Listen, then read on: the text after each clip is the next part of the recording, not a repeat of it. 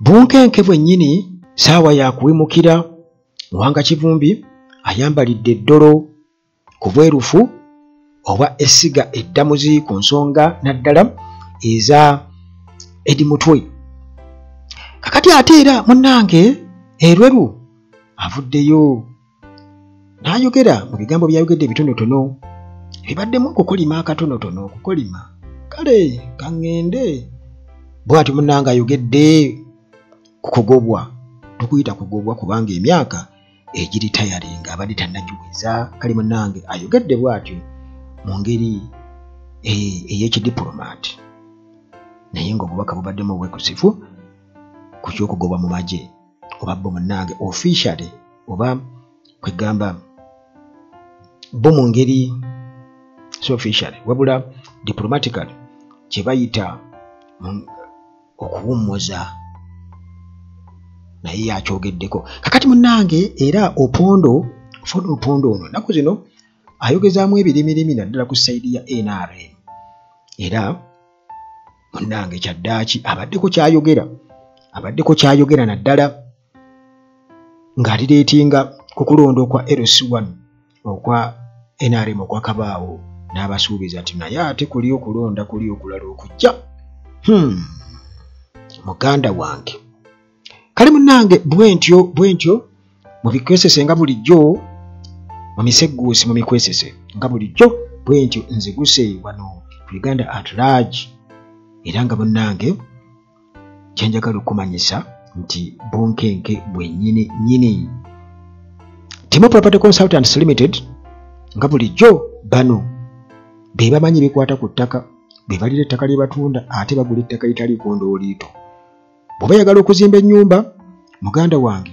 bano balina abazimbi abakubi ba pulaani abatalina aba Timo Property Consultants Limited bakubireko atuuka munnange kossa maintenance palace bano balina solar systems balina ebyamasannyalaze balina ebyamazzi balina abakugu abasobola okubeera nga munnange babifiitinga mu nnyumba yo oba mu kizimbe kyo wabula era ku nsonga eyo osobola obbakwasa ekizimbe kyo aba maintenance palace osobola obbakwasa ekizimbe kyo ku nsonga ya sola kubanga era bw'ogiteekayo sola tomanya oba ebyamasannyalaze nabyo bennyini balina abasobola okubeera nga bakuyambako kizimbe wayalingi yakyo yonna okuba nga bakibuuka sitawabaawo ekizibu kyonna ekigwawo bagenda ne babitereeza ebyamazzi payipu zizibikidde basobola okugenda oyo abyetaka kufiitingamu kubanga ogyantuuka mu akeedi ezimu oba ebizimbe ebimu oba apatimenti n'otuukayo oba ziroogi zi hotels ebintu byayo nga byakola ki nga byatalaggatalagga kale kwegamba basobola okuyambako basobola okubeera nga bagenda basaaviisinga ate kino kyetaaga okureplacinga aba maintenance palace beekwatira ddala ate Hillside View Apartments zino zisangibwa wali ejjanyi ku Church Entebbe Road bw'otuuka e Kajjansi e Namulanda oba Ekitende bubuuza nti ejjanyi ku Church yewwa kati bw'otuuka awo Hillside View Apartments akapande ojja kuba okalaba kyasiti otambulako butambuzi bwoti nga odda kulidda bayitayo batya ebweya awo kugamba ku sayidi ey'ebweya bwoti kasootoka ku Church tambula mu butambuzi katunoonyo bwoti ojja kuba akapande okalaba Hillside View Apartments omuli buli kimu otwala tulo twokka era nga munnange nakugamba nti wifi n'owemmindi akola ki asena ate nga amasannyalaze tegavaako security ligguluggulu olujja lugazi era ofunako ne wootuula eri ku ttenti oba ku balukoni waggulu omuliraano mulungi nnyo kati gwava ku airport transport wabwerera okkuno nayo n'omulala ava okumpimpi awo kasootuuka wootuuka okumpimpi nti owaayi ndi Namasuba basobola okunona ndi Kampala mu ttawuni mu kibuga basobola okunona awo si wala so si nti ndi mpigi bannange mu nnone so si nti ndi mukono si nti ndi jjenja kale Hillside View Apartments webali nnyo wali ku kasozi ejjanyi emiwendo mirungi nnyo kakati munnange eyo nga tuvuddeyo mu bulango bwa bakama baffe bwe tutyo munnange katulabe ate Muwanga Kivumbi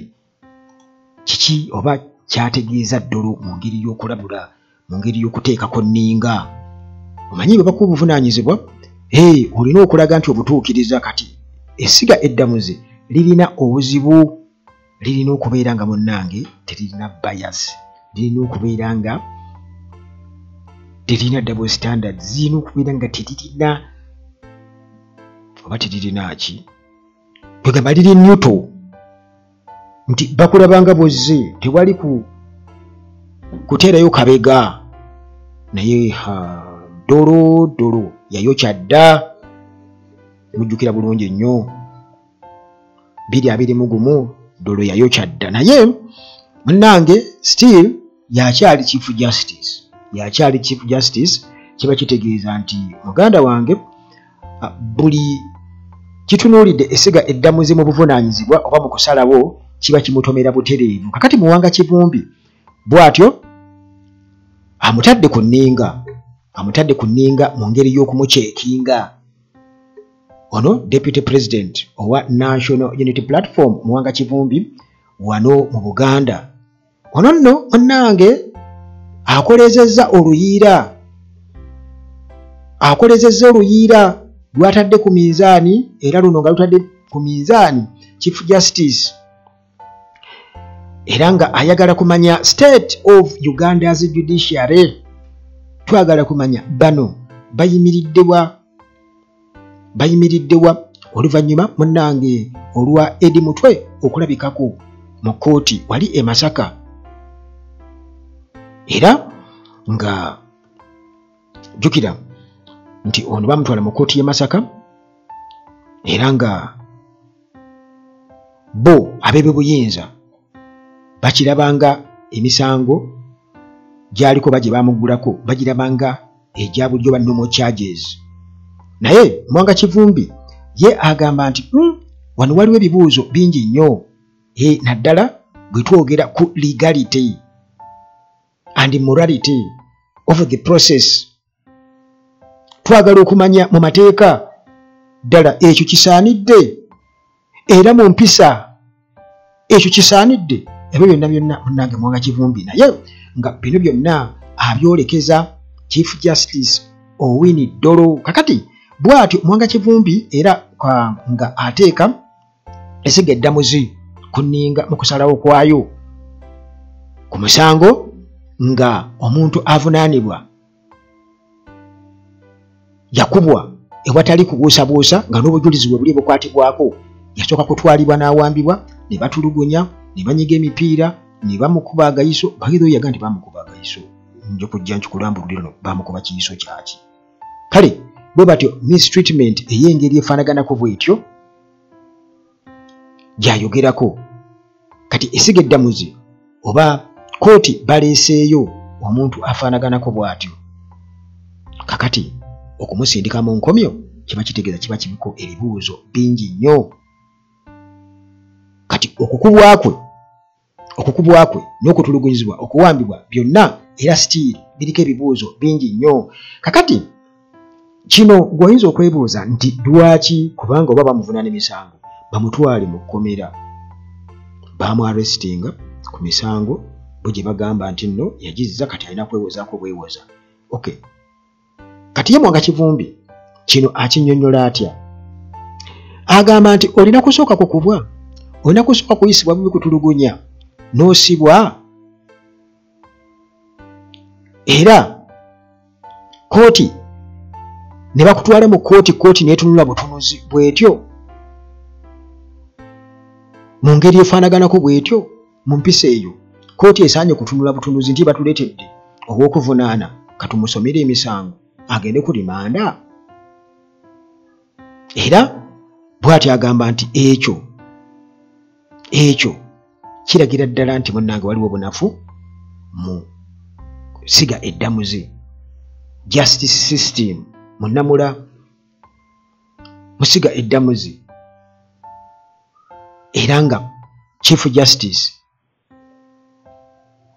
Alphonse Owini Dollo Kigamoyi atunula alaba byonna birabe bigenda mu maaso. Kati Muwanga Kivumbi agamba nti engeri essiga eddamuzi liri kwasaganyamu emirimu gyayo okusinziira ku mateeka nga bwe galambika nti naddala ku misango egirimu aba opposition eri questionable, eriko ebibuuzo ebyaddala. Era wano wasinzire n'agamba nti essiga eddamuzi likoze kinene nnyo okubeera nga okulinnyira eddembe ly'obuntu, okutulugunya kw'abantu mu ngeri emenya amateeka, byonna bino bo balaga nti biri mu mateeka, babirigalayizinze kubanga bigenda mu maaso nga balaba. Era bw'atyo n'ategeeza n'agamba nti nno kino kigenda kuvaako okuluzinga confidence, obwesige abantu bwe balina mu ssiga eddamuzi, naddala nga tweyokera akalulu ka 2026 okukwatibwa kwa Eddie Mutwe n'okutulugunyizibwa, enkwasaganya gye baamukwasaganyaamu. Kano kabonero akalaga nti kituufu security kyepulanigira bannayuganda kikabuka, era nga kino munnange kimaze okubeera nga kitunuulibwa ensi yonna. Kati Mwanga Kivumbi bw'atyo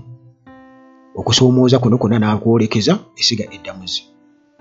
era nga lino liri wansi wa Chief Justice Alphonse Owiny Dollo. Kakati awo munnange namugamba nti kitegeeza nti ensi ekutunuulidde olinga ali ku kigezo, ensi ekutunuulidde olinga ali ku kigezo nti omuntu bamaze omutulugunya, bamututte, bamuwambye, bamutulugunyiza, bamukoze buli kimu, era n'obukakafu ne bubaawo ne bamuleeta mu kkooti, kkooti nekkiriza okubeera nga ate ewuliriza ensonga ze, neba ng'etwala emisango gy'abali abaamukutte, abaamutulugunyizza, abamaze omuteeka ku kibonerezo mu bumenyi bw'amateeka, ate kkooti n'ekirigalayizinga neba nga eringa etalabye byabaddewo ebyo. Muganda wange kakati munnange ba critics bo bagamba nti okuleka mpozi nga essiga eddamuzi liyimiridde butengerera ku magulu gaalyo ne lyegaana politically motivated prosecutions wamu n'okulinnyirira eddembe ly'obuntu, liri ku risk ey'okubeera nga ligenda kuluzinga public trust. Era munnange okukulabula okuvudde eri Mwanga Kivumbi, kale munnange n'ategeeza nti justice must not only be done but seen to be done. Kakati munnange n'akakasa nti ate wano e Uganda si bwe kityo bwe kiri. Okay, eyo munnange tuveeyo kubanga twagala ate tugende ew'omukulu Erweru, omukulu Erweru. Kakati ono akolimye era mu ngeri kwegamba gye bwandibadde ogamba, naye kati waliwo kye bayita, katugeze singa owulira oluyimba nga ddole y'omwana, lulina amakulu mangi, amakulu ag'ekikulu mangi naddala ku nsonga ezikwatagana n'ekisenge mu bafumbo. Naye eyaluyimba Lord Fred Sebatta yateekawo ddole ne batandika okubeera nga bakola ki, nga gwe batusiigirako ekifaananyi, era oluyimba ne luyita bulungi nnyo nga si lwa buwemu, era osanga abantu bakola ki, n'akaana kato kaluyimba ddole y'omwana nana. Naye nga ensonga enkulu yali kuwayase, ffenna tukimanyi. Kakati ne mu njogera endala ekyo kirese nga kifaananyi. Mu njogera endala omuntu asobola okwogera ekintu n'akireeta oba ne yeebaza n'okwebaza, naye nga mu kwebaza kwe bw'okuwulira ennyo mu makulu ameekusifu alinga agamba nti mwakafa olumbe ne munkola bwe muti, naye ne yeebaza mwebale nnyo okola bwe muti mwebale. Era nga abaliwo bagamba yeebaza biki, abasajja abamuttidde omwana gwe beebaza mwebale nnyo gavumenti okutuziikirako, twebaza nnyo General Museveni okubeera nti ajjanjabye taata waffe nga bwe mwalaba ku bya Mazeyi John Bekazoora. Okitegeera ne Miriam Matembe yajja ye n'akola ki, akasukawo layini ze ezikakasiza ddala nti Museveni oli mubi nnyo. Abaana bano batwala mu kikonga abaana bato nnyo. Ate n'obasomesa okubeera nga baagala ennyo eggwanga lyabwe nga mu NRA wakibasomesa nabo bwe baavayo kye bajja okukola kyokka ate nabo bwe baatuka okukola bye babasomesa mu nsiko ate n'otandika okubeera ng'obakijenya kubanga ggwe ebigendererwa byo mu nsiko eby'obulimba tewabibabuulira nti mbalimba bulimbi nga ge mazima ameereere. Naye ne beebaza munnange era ndi Bobi Wine baamumma omuzendaalo okwogera baamumma. Kakati munnange eyo mbadde mpitiddeyo buyitiza just kusiigira kifaananyi. Kakati Lieutenant General Peter Erweru avuddeyo n'abaako kyayogera mpola mpola ku early retirement okumuwummuza amagye nga tannatuusa myaka egyo gy'alina kubeera ng'awummulirako. Kakati munnange wano gwe twogerako Lieutenant General Peter Erweru juzi jjo lyabalamu Deputy Chief of Defence Forces nga kyekibadde ekifo kyalimu avuddeyo n'agamba nti okusalawo okwa UPDF okumulitayalinga oba okumuwummuza nga tannatuusa myaka egyo mandatory retirement age wamu n'abalala officers 1300 banaye mwali ku myaka gye gyalina 58 munnange Julaayi era akimanyi bulungi nnyo nti talusukka. Kakati ono atukakasizza n'atugamba mu statement ye entonotono gamba asose kwebaza expressing gratitude asiima omukisa ogwamuweebwa okubeera nga aweereza mu magye era ne yeebaza n'ayaniriza ekiteeso eky'okumuwummuza retirement decision. N'agamba nti nno takirinaako buzibu ali at peace with it era n'agamba nti mpeerezza eggwanga lino n'amaanyi gange gonna. Wuliriza agambye bw'ati nti I have served my country with all my strength. Nti mpeereza eggwanga lino n'amaanyi gange gonna kitegeeza n'omutima gwange gwonna neki nze yalibadde asaanidde. N'agamba nti if the institution feels it is time for me to rest I respect that. Kitegeera nti mpeereza eggwanga lino n'amaanyi gange gonna naye bw'ebanga institution eya UPDF ekiraba nti nsaanidde okuwummula kale nkiwa ekitiibwa kale maama okitegeera nti bwe muba nga mulaba kale akatiba kampandudde kale kakati munnange byebigambo ebyomuvuddemu ng'erweru naye lwakuba nti nze just njagadde kukulaga biri munda kubanga si yeyekka n'abalala mwebali. In fact bagamba nti abamu bagenda bawummuza Julaayi ne kati bano abanene ndowooza bajene bagenda bawummuza oba mu bajene bagenda bawummuza ndowooza abanene oba mu November eyo bagenda kikola mu phases. Kakati munnange nkugambye nti mu military circles ne wabweru nti ebigambo byantaze okubeera nga beeyitiŋŋana nti ekyo kiyinza okuba ekyobulabe era kisobola okuba nga ligenda kuba konde ddene naddala mu kunyeenya UPDF mu internal structure yaalyo kubanga bagamba nti akugoba tabulako kyakola ki kyakusuuza ekintu tesobola kubeera nga bwe kyali nga kimaze okubeera nga kikola ki nyakubadde bagamba nti akasubi tekakola ki tekatonyesa nnyumba akasubi akamu akavaako naye kati twogera ku bantu abayitirivu ennyo ekitabangawo officers 1,300 abo tebakola kisimanyi ebyo byamagye tebakola battalion. Kakati munnange nti ali departure eya Erweru ebadde ng'ekibwatukira era nga ebadde unexpected era nga nsuubira okuba nga naye abadde takisuubira kuba nti kale bayinza okukola ekintu ng'ekyo naye kale twagala okugenda step by step nga tumanya kubanga oba oli awo ebyo ate bijja kubaako ebyongerwako mu maaso eyo kubanga ebintu bizimba bwe bitibanga breaking story naye nga ebijja mu maaso eyo ebijja mu maaso eyo biba biwanvu nnyo maika twagala nnyo a few moments later tetwagala kubeera nti ekikuzi byali bitya a few moments back tuba tubiva kumu nga ali akatoko mwalaba wana ebyali eneskin twayogera nko ali eneskin amuga kati muli ebyo twaga mulinde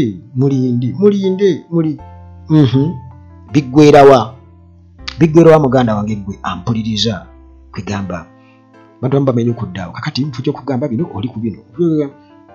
gwe tomanyi mawulire engeri gye gazimbibwamu kati buwuliriza oba okitegeera ate si buli kyoyagala okuwulira kye bakugamba ebiseera ebimu waliwo ekintu ekidevelopinga nga bwekitunuulira bwokuba lines bwotyo olaba kirina attachment kati oli ayogera ku Bobi Wine alien skin ayogera ku Bobi Wine tumanyi nti political figure w'amaanyi nnyo wano kiba kitegeeza nti nawe esuubira okuba nti waliwo obuyinza okusammuka awo bwe tukiraba obadde otya muganda wange Uganda mubeera muyaawa kakati munnange tugende ku Ofono Opondo kubanga saagala kugirwako nnyo emboozi eno Ofono Opondo bw'atyo atandise okubeera nga byayogera bireka abawagizi ba NRM nga babeera confused bagamba musajja ono kiki era abalabudde okulabula sekulabula era ng'ayogera ng'omusezi agula essowaani ono nno munnange former government spokesperson Ofono Opondo office yagibasuulira nabaga yiyo kakati munnange era zeemu okubanga ate abaako ebigambo byayogera nga abyolekeza aba National Resistance Movement era nga bino byonna jjukira nga twetegeka okubeera nga tuyingira akalulu ka 2026 byonna abirinkinga okwo kakati yabaddeko mu kulonda kwa NRM era ya participating parties grassroots elections Opondo bw'atyo n'atunuulira ebintu bye gyabatambuddemu n'enneeyisa era n'alaba mu upcoming internal contests kiki outcome eyinza kubeera etya kale bw'atyo yagambye nti omutendera guno village level activities yagambye nti byatambudde bulungi era wabaddewo massive turn out nti abantu bajjumbidde nti akabonero akalaga nti NRM erina amaanyi okusinziira ku bigambo by'Opondo byenkubulira gwe muganda wange ampuliriza kati bw'atyo n'agamba nti nno mu byonna byayogedde nti newankubadde baalaze amaanyi sayidi eyo naye ekyalese abawagizi ba NRM nga beewuunya kwe kulabula kwe yakoze mu ntalo ezoolekedde ekibiina kino ez'omunda naddala mu kulonda abaneesimbawo mu palamenti n'abakulembeze ku disitulikiti Opondo bw'atyo yagambye nti abo bonna abagenda okwesimbawo ku mutendera ogwo ayagala obbakakasa bano bali violent nnyo era asuubira okuba nti wagenda kubeerawo violence olwa high stakes nti jjukira nti bali babinywera ate nga balina ebikonge buli wamu buli omu eryanyi limuwala balina connections ate nga balwana okufiirawo beeryamu enkwe beesongamu emmundu ebyaddala era omusaayi gwayiika mujjukire nga tugenda mu kalulu ka 2021 primaries ezo gwali musaayi gw'amaanyi kakati yagamba nti nno ebiseera ebisinga obungi awo violence weeyingiriramu era naawa bavoters abalonzi amagezi nti kasukaali ke bagenda okubawa jjukira nti bajja ne busukaali omunnyo ssente n'abagamba nti muzirye naye muzirye with vote n'abagamba nti vote with sense mulondese magezi ssente ezo muzirye kuba bagenda kuziba busukali babubawe. Era nabagamba nti baganda bange obwesimbu bwe bumatalinga okusinga handouts obusente sukali gwe babawa. Kati olwo munnange ekyo kyongera okulaga nti abo ba high ranking officials mu NRM